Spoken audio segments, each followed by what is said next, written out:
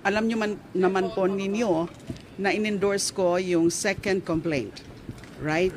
Yung the one filed by also from various civil society organizations. And meron din mga kasamang pari doon. Sila Father Flavio Villanueva, Father Robert Reyes. So, wala hong prohibition for anyone, for any endorser, to endorse more than once. Wala po yan sa rules, wala po yan sa batas, wala po yan sa constitution na isa lang dapat ang i-endorse ng isang miyembro ng House of Representatives. So why did I agree to be an endorser?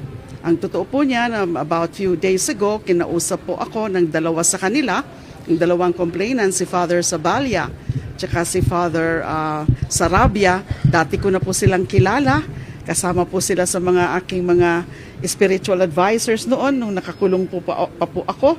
Katulad din po nila Father Villanueva and Father Reyes. So sabi nila, meron nga, they intend again to file the third impeachment complaint because they are among also the complainants in that previous complaint. The third complaint filed by private citizens dati, noong 2023. So sabi ko, okay, iisipan ko at syempre titingnan ko na muna yung itsura ng complaint, anong mga laman yan, kung sa aking palagay ay sufficient in form and substance, aking palagay ay may enough grounds for impeachment at makaka-reach ito ng concluding stage sa committee level, which is the evidentiary or the trial stage. Ang mga grounds po hindi po nalalayo doon sa mga grounds na sinabi doon sa second complaint.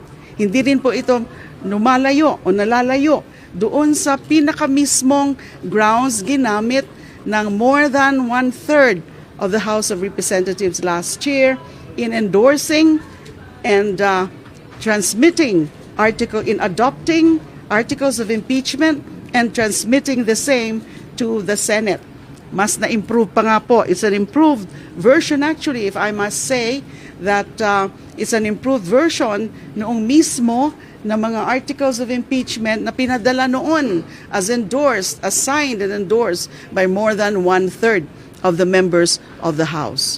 So, umuopo ako, no? Nakita ko na po yung complaint mismo, nakita ko yung marami siyang mga supporting evidence. Sigurado rin po ako, just like the second complaint, napapasa ito sa sa stage ng pag-determine ng sufficiency in form and substance and hanggang doon din sa pinakadulo ng proceedings sa House, which as I said is yung pag-evaluate na ng mga ebidensya kasi sasagutin nga yan, papasagutin ang respondent, si VP Sara, kapag pumasa na sa determination of sufficiency in form and substance.